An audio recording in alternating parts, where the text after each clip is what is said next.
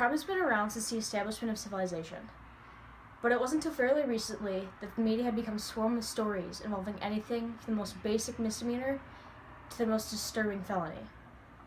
As it was said in the article in the Journal of Criminal Justice and Popular Culture by Kenneth Dweller, public knowledge of crime and justice is largely derived from the media.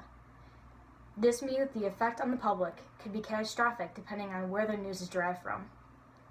Throughout our group's video, we will expand on this concept by discussing how media depicts police officers killed by civilians, how the media depicts civilians killed by police officers, how crime is generally portrayed in various social media sources like Facebook, Instagram, and even Twitter, how two different news sources like the radio and newspaper report crime differently, and lastly, how the different television stations' liberal and conservative views can affect the representation of crime.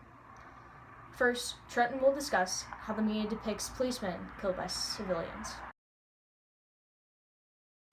One thing with the media and crime is the media likes to pick and choose the stories to cover between civilians killing cops.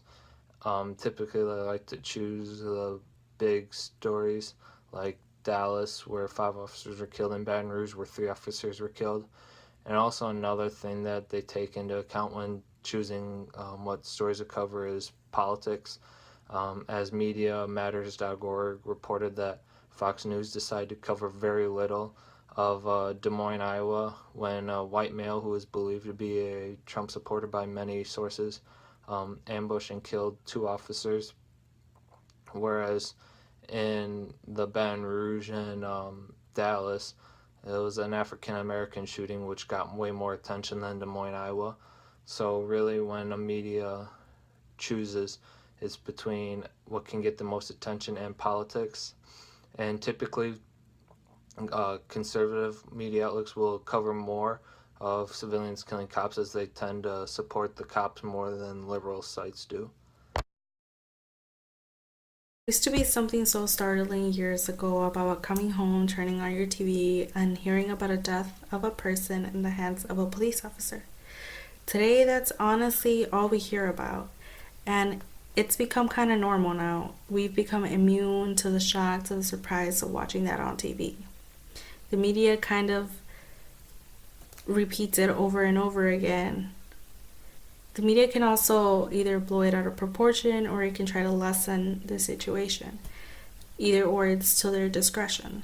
According to an interview done by Karen Bates from National Public Radio, she asked a very interesting question. She asked, how does the media choose from all these cases, situations, and stories who to put on their platform and what stories to cover?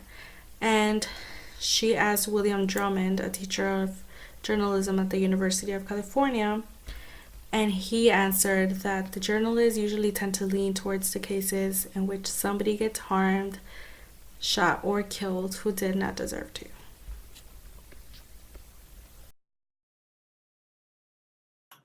The media plays a large role in how members of society are informed of events that may affect them directly or indirectly. Mass media has become the main source of news and entertainment in the world. There are many different types of medias. There's national media, local media, web-based media, hard news, soft news, and columns. National media does not generally cover individual crime stories unless there is some unique aspect to it. When a case does spark national interest, the media intensity rises. Local media covers most of the crime stories in a specific geographic area. They often provide the most in-depth coverage of crime that occurs, as well as limited coverage of items from the national media. Web-based media are growing very rapidly. Many newspapers put their entire papers online and also do special stories that only appear online. Hard news is current news items that are covered as they are happening or shortly after they have occurred. Hard news is time-sensitive and delivered in a manner that suggests that the public needs to know about it when it's most current. Soft news often includes human interest stories that are not time-sensitive. They may be features, follow-ups, or more in-depth looks at hard news stories. Columns are not free from bias. They do not just report facts. If an offender was given a sentence that was perceived as too lenient, a columnist might write a column complaining about judges. The internet and the 24-hour news cycle have big impacts on the way stories are reported and how quickly reporters must file their stories. People now have access to a wider range of news beyond the traditional news sources. The two different types of news sources I will be talking about is the radio and newspaper and how they both describe the news differently. On a resource that I found online is ABC stating 75% of the people state their opinions about crime and what they see or read in the news. Nowadays, not that many people read the newspaper and they get their resources from online or watching the news on TV as well. But what they don't know is that the newspaper have most of the story on it than any other resource.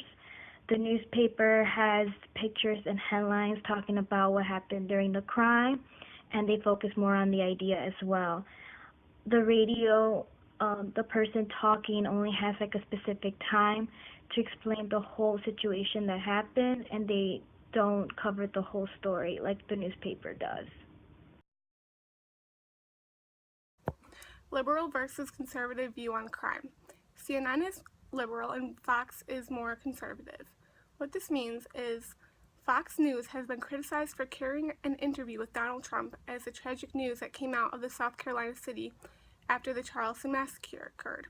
Also, Fox News has not hesitated to inject harmful and unnecessary racial overtones into their coverage of an Australian teen shot and killed at random in Oklahoma.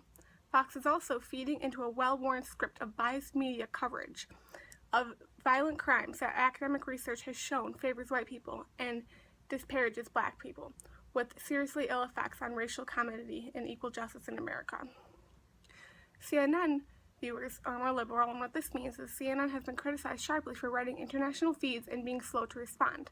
Blue Lives Matter, an organization comprised of active or retired law enforcement officers, claims CNN edited a video of the September 20th fatal shooting of Keith Scott to cut out the police ordering him to drop the gun, fueling claims that Scott, a black man, was unarmed when he was shot by an officer in Bentley, Virginia. According to a Fox News, a U.S. article published on October 4th, 2016 states, the editing was clearly intended to give viewers the impression that Scott wasn't armed. By intentionally excluding information to make the shooting seem unjustified, CNN directly contributed towards inciting violence and destruction in the Charleston riots. To conclude, there are definitely different media biases that we consume each and every day. It's pretty hard to escape, so we must be careful and really learn to do our own research. If not, we will all become subject to the media's biases and misinformation. With that being said, let's also keep in mind that just because one media source tends to sway closely to our beliefs, that doesn't necessarily make it more factual or more reliable than the other media source. As people, let's start learning to look more towards the facts, and let's start learning to look for the truth more, and hopefully our media sources will begin to follow suit.